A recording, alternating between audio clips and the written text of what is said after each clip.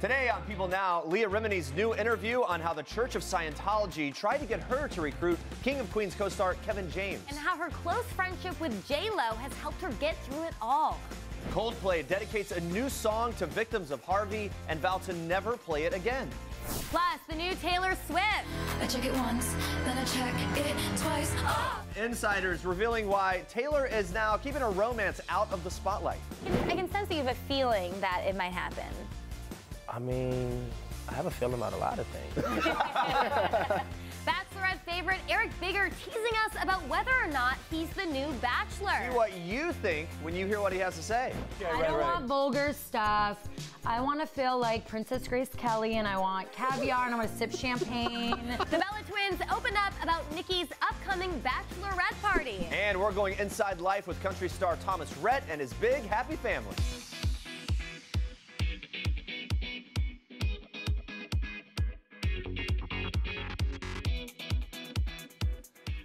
Well, guys, here we go. We made it halfway through the week. Very excited. Thanks for joining us. It's great to see you and lots to get to today, including some wedding talk from WWE superstar Nikki Bella. The Total Divas star is busy planning her big day with fiancé John Cena. So in honor of that, we want to know, what is your tip for brides-to-be? It's our Facebook question of the day. Give us your comments below, and we'll get to those live on the show a little bit later. But first, here's what you need to know and what's trending today. Watch. I never tried to recruit Kevin into Scientology to the, dismay of Scientology. They always tried to get me to, why is he not in? Why have you not promoted it to him? And I was like, because he's Catholic. What don't you understand about that? Yeah, but if you get him in, you got to find his, what's ruining his life. I go, there's nothing ruining his life. He's very happy. I know that's very hard for everybody to understand here, but he doesn't want anything to do with it. Leah Remini's fight against Scientology marches on after leaving the controversial religion 4 years ago. And in this week's People cover story, the star is revealing even more, including that shocking revelation that the church wanted her to recruit King of Queens co-star Kevin James. But in the interview, Remini says reuniting with James for the show Kevin Can Wait has been such a blessing, and that leaving Scientology has helped show her who her real friends are, including her girlfriend Jennifer Lopez, who's stayed by Remini's side, telling people, quote, "She's so proud of me, she's there for me, she's an amazing friend." But Remini explains that in the Scientology world, her and Lopez technically aren't allowed to be friends because the pop star's father is a Scientologist. She explains to people, the practice of Scientology says Jennifer Lopez's father should be disconnecting from her because she's connected to me, and that hasn't happened. They do it to everybody else who is not a big name. Remini reveals the church hypocritically treats celebrities and their families differently from normal people, though Scientology denies those claims. The actress says she's moving forward by focusing on her family and bettering herself through therapy, something her old church opposes. Remini telling people it, quote, still feels weird when I'm not being reported on constantly, going on to say that she still gets a guilty conscience about breaking a Scientology rule, like being rude or losing her temper, and that if she does, she has to call her therapist. And she explains, quote, I call my therapist and go, I should be punished for this. I need you to reprimand me. And she's like, no, that's not what therapy is. Remini goes on to urge that more people need to be open about their experiences with Scientology. She says we need more people standing up. You don't need to subscribe to a way of thinking that hurts you and hurts others. People need to continue to make their voices heard, and they need to continue to ask questions. You can watch Leah Remini's full interview streaming on the People Entertainment Weekly Network now. Well, the people of Texas have suffered mass devastation since Hurricane Harvey hit, and volunteers are wasting no time taking action to help those forced out of their homes. Two in particular, Cedric Graham and Kate Richmond, are brightening people's days by giving free haircuts to those taking shelter in the Houston Convention Center. And who doesn't love barbershops? I mean, Cedric tells CNN that it was, quote, good to turn the corner of the convention center into a barbershop. Katie even adding that getting a haircut makes you feel good, and they wanted to give the evacuees something that felt familiar to them. There's a harmony that forms down there in Houston. Oh, Houston, got to keep on keeping on. Coldplay is dreaming of Houston and sending their love to Hurricane Harvey victims Monday night at their Miami concert. In tribute to those suffering from the devastation caused by Harvey, the band wrote and performed a new country song that frontman Chris Martin promised would never be played again, telling the crowd, "This is because we all grew up loving country music, and of course that's kind of what we think of when we go to Texas." The band postponed their concert stop in Houston on Friday night due to the hurricane, writing on Facebook that after watching the storm on the news, they, quote, "can't ask anyone to put their safety at risk." But they noted they'll announce information on rescheduling and refunding very soon. So who knows, maybe there's a chance that Coldplay will perform that Houston song one more time in the city that it's for. Now for a little country baby news. Watch this. No amount of sleep deprivation, no amount of babies crying, no amount of the house being a wreck or whatever could shake the joy that I have that we're like, finally, just, we're here and not, I'm trying not to get emotional, but it's just, there are no words. Talk about one adorable household of four. Thomas, Rhett, and wife Lauren have been extra busy balancing life with two kids under two. The country couple recently welcomed the daughter Ada James on August 12th, joining her adopted big sister Willa Gray. Thomas and Lauren adopted Willa after trying for some time to get pregnant on their own. In 2016, after volunteering at a children's home in Uganda, Lauren instantly fell in love with the orphaned infant, and Thomas couldn't help but agree, revealing to people it was like she was already our daughter in a weird way. Although the couple couldn't wait to expand their family, the adoption journey was not easy. Thomas remembers shuttling back and forth to Africa every few weeks, explaining, "I was leaving a show, deadheading to Uganda for 4 days and coming back to play another show. I was like, I think I'm losing my mind, and I think my wife was too." In the midst of all the chaos, Lauren learned that she was pregnant, and Rhett recalls the shock of the news, saying, quote, "I was in complete shock. No one has ever prepared for that." Once baby Ava was born, Lauren couldn't help but feel like she gave birth twice. She tells people, "I feel like I went through two separate births. The process was so defeating at times. I didn't think Willa Gray would ever come home. Emotionally, it would just wreck me." Well, now a happy family adjusting to a new household dynamic. Thomas cannot wait for his little girls to grow up side by side, revealing, "I want them to grow up the best of friends, and I hope they encourage each other. I can't wait to see what they become." As for Willa and Ada's relationship today, Thomas says the two little girls are well on their way, although Willa was a bit skeptical about the newborn's birth at first. Watch this. When Ada was born, she was like, "What is happening? Like, no longer is it just me in this house?" But that, you know, it's been 2 weeks now, and I think that every day it's getting, I think she's starting to realize that Ada is definitely, you know, part of the family, and that's her sister, and we just gotta, you know, just keep enforcing that that's what it is. And so I think that she's growing. I think she's growing to love Ada more and more every day. For more on Thomas and Lauren's doting family, make sure to check out the full episode of People Features Thomas Rhett, Meet My Baby Girls. It's available now on the People Entertainment Weekly Network app.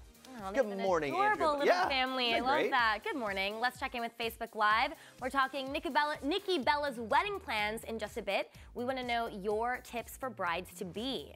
Samantha says brides-to-be need to just have fun and enjoy the cake tasting. John, there you go. John says, "Breathe. It's going to be an amazing day, no matter what." Keeping it positive. Yes, keep it I like positive. that. All right, Andrea Boehlke, you have more for us in Star Treks. Yes, I do, Jeremy. We are kicking off Star Treks with some more adorable babies. Married at First Sight's Jamie Otis and Doug Hayner, who lost their son Jonathan just 4 months into Jamie's pregnancy last summer, have officially welcomed a baby girl. Born August 22nd at a healthy 8 pounds, 2 ounces, little Henley Grace has been described by her parents as a, quote, gift from her big brother. And she already seems to have dad wrapped around her finger. Proud Papa Doug reveals how it felt holding his daughter for the very first time, explaining to people, "I couldn't believe how much love I had for her." Jamie adding, "Watching Doug dote on Henley makes me gush inside, and he's so attentive to me." Although the couple admits they struggle to feel happy again after losing Jonathan, they are now relishing every minute of parenthood. Jamie revealing she's completely at peace with her little girl, saying, quote, "Our whole journey has led us to the happiest moment of our lives." Very cute. All right, now watch this. I got a list of names and yours is in red underlined. I check it once, then I check it twice. Oh! All right, by now, everyone's gotten a little taste of Taylor Swift's response to the haters. Her first solo single in 3 years, Look What You Made Me Do, already smashing records and causing quite the stir on social media. Taylor, whose rocky 2016 included public breakups and messy A-list feuds, purposely spent the past 6 months out of the public eye. But sources say the star is more than ready to return. An insider revealing, quote, Taylor felt like her personal life was spinning out of control. It was draining her and she needed to disappear to reinvent herself. Now she is ready to come out of hiding. After spending some time away, Swift also seems to be shifting how she handles her relationships, now vowing to keep romance out of the spotlight. Since last fall, the singer has been dating 26-year-old actor Joe Alwyn, and sources say the pair could not be any happier. One insider revealing they have been getting to know each other without any pressure. Her decision to keep the relationship quiet is making her happy, and they are on the same page. Despite the new beau, Swift's focus remains on her music and reclaiming her reputation. The source adding, it was time to change things up, and she thinks she's succeeded. She's very excited about the new album. Well, Swift's 6th studio album, Reputation, is scheduled for release November 10th, and we are very excited about that. And those are your Star Tracks for today. All right, guys, stay with us. The Bella twins are revealing some plans for Nikki's upcoming Bachelorette party. Plus, burn survivor Courtney Walden is looking back on the moment that changed her life forever and how she is moving forward. Stick around. This is King Cutie in People. His Royal Highness Prince George Alexander Louis of Cambridge. These are George's parents, George's home, his Nana, the Queen, and his staff of 644 Englishmen. This is George's dog Lupo, who inspired his favorite book, The Adventures of the Royal Dog Lupo, one George will share now that he's a big brother. People. The details make the story. Don't miss this week's People. I could say that it's a Marchesa. Ooh. So I spoiled myself. Wait, have you announced the date? Or you just know the date? No, Oh. I just know it in my head. Is it in the winter? I don't know. Is it the fall? I don't know. It is a season. Oh, it's a season, okay. The one thing is I don't even know details about my wedding. Okay. All I know is I would like to do black tie because Okay. I feel like no one ever has a good enough excuse to wear tuxedo anymore. That was funny, Brian, yesterday. Brian's like, wait, I have to wear a tux at your wedding? Nicole's I'm like, yeah. yes. I mentioned Bridezilla before. Has she had a Bridezilla moment yet? She's here, but you can speak honestly. I was like, oh my gosh, we get to like plan your Bachelorette. She's like, no, I already did it. And I was like, wait, what? And she's like, we're going on this like 10-day Paris thing. I'm like, Nicole, I have a kid. Like, what do you mean 10 days in France? But I don't want a sash. I don't want a crown. Okay, I right, don't right. want vulgar stuff. I want to feel like Princess Grace Kelly, and I want caviar, and I want to sip champagne. And so is that Bridezilla? I don't know. No, I told these girls, like, I'm just gonna plan it because I don't want special surprises, and I don't want people to know it's my Bachelorette. I just want it to be Bachelorette because it's us girls. Yeah, and then the one moment too, I was like, oh my gosh, I can't wait to like get my dress on. And she's like, no, well, I'm gonna pick it out. And I was like, oh. So then I start getting all the Pinterest images, which let me tell you, they're hot. Like, she's like, you're gonna look very high fashion. I'm like, geez. I want it to be elegant. Ooh, Nikki, I'm sure it's going to be amazing. The WWE superstar seems to have a lot figured out when it comes to her upcoming wedding with longtime love John Cena. The 33-year-old wrestler, who just stopped by People Now with her twin sister Brie, opened up about John's involvement with the wedding planning and whether or not he has any special requests when it comes to the big day. Watch. Brie witnessed it. I started. She did have a must-have. Yeah. No white invitation. Well, we were Oh, wow, starting to okay. look at invitations, and so I was like, oh, I kind of like this. He goes, yeah, but no maroon. Oh, you wouldn't do white. Yeah, and he then you goes, would we want can't this. do white. And I was like, just laughing in my head, but I found it really cute. But it was So because he was cute. like, oh, you choose, and then all the full input. It's gonna turn into like John Cena turns into the Bridezilla. Yeah. Right? I'm like, as long as you give me that champagne tower from Kate Moss's wedding, like we're golden. Yeah. I could just imagine John kind of helping you out on the dance floor. I think that guy's got some moves. Oh, he's so cute. If that last comes on, he always gets her hand and they dance. We were at breakfast 2 days ago. And like I'm wearing workout clothes, Brian and I are workout clothes, Birdie's on my lap, and that last came on. And John's like, oh, he's like, wait, hold on everyone. And she's in workout clothes and he gets her up and dancing, you know, and Dance in the middle of the restaurant. Okay. He's in a And I nice was like, suit. oh my gosh, I'm like, this is really cute. I'm like, granted, it's like breakfast time, but you know. I mean, anytime.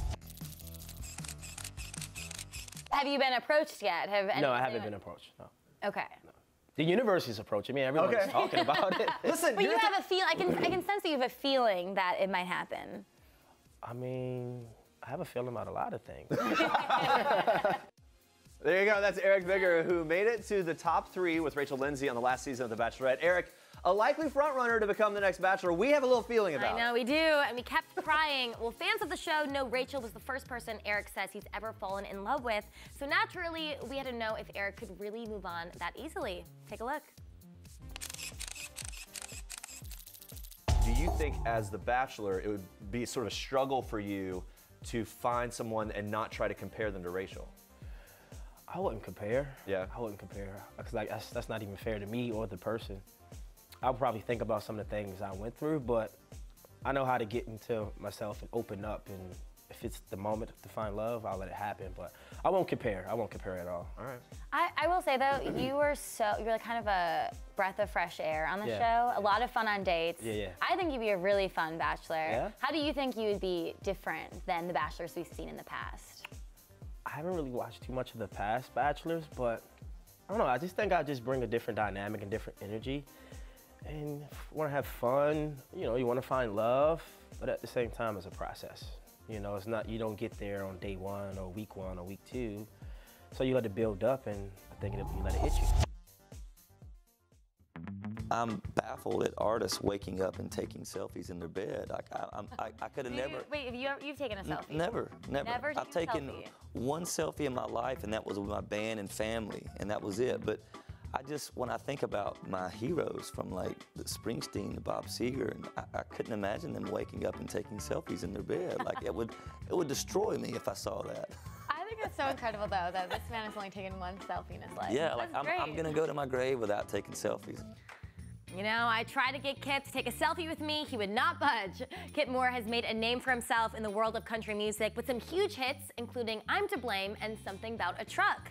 Now he's dropping his 3rd studio album, Slowheart, and it definitely will not disappoint. It's our Toyota People pick of the day. Now, Kip is known for putting on some awesome concerts. He even revealed to us this one time the crowd got really into his music. Check it out.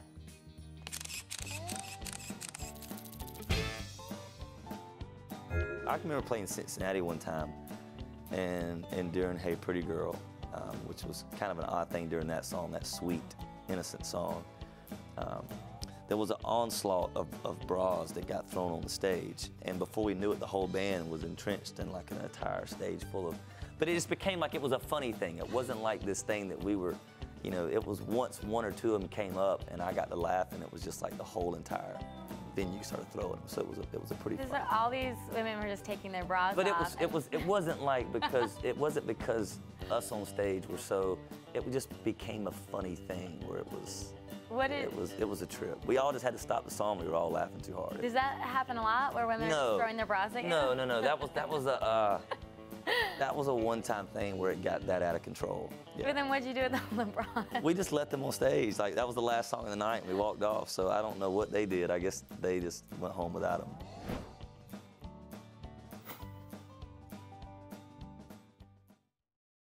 This is Jennifer Lawrence in People. This is Jennifer photobombing Taylor Swift, and Sarah Jessica Parker, and Liam Hemsworth. This is Jared Leto in People, photobombing Anne Hathaway, and Reese sneaking one in on Sophia and Joe. This is Dustin Hoffman, photobombing the dame herself, Judi Dench, proving that while we all love the fashion of the red carpet, it's people who steal the show. People. The details make the story. Don't miss this week's People. Courtney Walden felt like she was finally living her dream. She was sitting down with her husband. They were celebrating their 2-month wedding anniversary. She had just tucked in her 4-year-old daughter, Caroline, into bed, and her husband was grilling. And I made the comment that I got cold, and then he said, I'm gonna put something on the fire. I'm like, okay. And then next thing I knew, he went and put gas on the fire, and I heard a noise, so I looked up, and the fire shot up. The next thing I knew, the fire hit me in my face and went all the way down to my body. Finally, the ambulance got there, and you know, my adrenaline's going a little bit at that time, but I was still, you know, in panic mode, because that was the worst feeling I've ever felt in my life. But I got into the ambulance, and I was sitting there praying to God, please, please, if I die, please, please bring me to heaven, you know, because I honestly thought that I was dying that night. Well, Courtney Walden is a fighter after suffering from 3rd and 4th degree burns all over her body. The single mom is finding true inspiration in her daughter. She tells people, "I shouldn't be here. It's a miracle I'm alive." Courtney has bounced back and is stronger than ever after suffering those severe burns, her husband walking out on her and having to go through an intense rehabilitation period. The young mom reveals that her life still involves lots of doctor's visits, but she's back to doing everyday things for her little girl, including bringing her to school and visits to Chuck E. Cheese's. Now, Courtney is opening up to the People Entertainment Weekly Network in a new special streaming right now, and she shared even more about the moment her daughter saw her for the first time after her accident. Watch this. The first time that Caroline saw me after the accident is actually the night that I came home from the hospital. She walks in the door. She's like just looking at me like, wait, what? I just remember her not wanting to come see me, and then I said, "Baby, it's Mommy." And then she ran up to me, gave me a hug, and cried, didn't want to leave me. She's been by my side ever since. Mine and Caroline's future is so bright. I can't put into words how exciting it's going to be. I keep on saying God's blessed me, but you have no idea how much God has honestly blessed me. There was a lady that I had met. Her name was Lisa. She knew it was my kid's birthday, so she brought us a cake. And Henry, of course, was drinking. He left the room, and she's like, "I know there's something wrong. If you ever get away, I will help you." And I knew where she lived in town, so when I got away, I went to her house. I did not know her very well. I got up enough courage to tell her that I'd been taken. I was afraid, but I was more afraid of going back. She starts to share with Lisa who she is and what has been happening and what's going on with her children. And at some point, Lisa asks her what her real name is, and says that she'll look on the internet and Google that. And Rosalyn has no idea what that means. It popped up my missing poster, and she goes, "Is this you?" And I said, "Yes, that's me." That is Rosalyn McGinnis, who's opening up about her horrifying ordeal. She escaped after allegedly being kidnapped by her stepdad, who held her in captivity for 19 years. Rosalyn says she was taken at the age of 12 and endured years of torture in a remote Mexican village. She ultimately escaped from her captor with 8 of the 9 children she had with him. Her oldest son had previously run away already, and they have been reunited since. Now, Rosalyn has been going to therapy to work through all of the trauma that she survived, and even formed a friendship with J.C. Duggard, who was 11 years old when she was abducted and held captive for 18 years. Duggard says that McGinnis is, quote, "amazing and so resilient." Rosalyn tells her story and reveals life now in a special streaming on the People Entertainment Weekly Network. Take a look. It's hard to describe when you've been through so much trauma in your life, especially when the man who did this to you is not caught. You're always looking over your shoulder, thinking that he's gonna show up. Rosalyn had a lifetime of hell, and it is unbelievable to sit in front of her and have her share her story. I've been waiting my whole life for somebody to find me. This is Jennifer Lawrence in People. This is Jennifer photobombing Taylor Swift, and Sarah Jessica Parker and Liam Hemsworth. Proving that while we all love the fashion of the red carpet, it's people who steal the show. People. The details make the story. All right, let's check in with Facebook Live one last time. We're asking, what's your best tip for brides-to-be? Lauren says, enjoy the process, don't stress, #wedding advice. Similar, Stephanie says, enjoy the wedding and don't stress. It flies by and any flaw is never as big as you think. That's true. I like that. Unless like you pass out and fall over on the stage. I mean, that's a big flaw. Was your wedding stressful? It was. It was. I think they all would be, because you have so many people coming to... Yeah, I really enjoyed it, but it was stressful. Yeah. Eric Bigger is getting some love. Donna and Robin saying he would be a great next Bachelor. Probably going to find out soon, so hopefully, fingers crossed for him, because he's great. For sure. Thank you guys so much for watching. Be sure to tune in tomorrow at 8:30 a.m. Eastern. We are looking back on Princess Diana's life in honor of the 20th anniversary of her death. Plus, we go inside the Hollywood home of the late Star Wars star Carrie Fisher. Yes, thanks for watching. And for now, we leave you with one last thing from Kip Moore. Enjoy. Bye, guys. Hey, what's up, guys? This is Kip Moore, and this is One Last Thing. The last song that was stuck in my head was Drake White, Heartbeat. It's in the heartbeat, it's in the real thing. Man, when the guy sings It comes from his belly, and I was singing it for days after I heard the song. The last thing that I Googled was Kyrie Irving, Isaiah Thomas trade. The last TV show I binge watched was Breaking Bad. I went through every single one of them, and I literally was jumping off my couch by the end of it.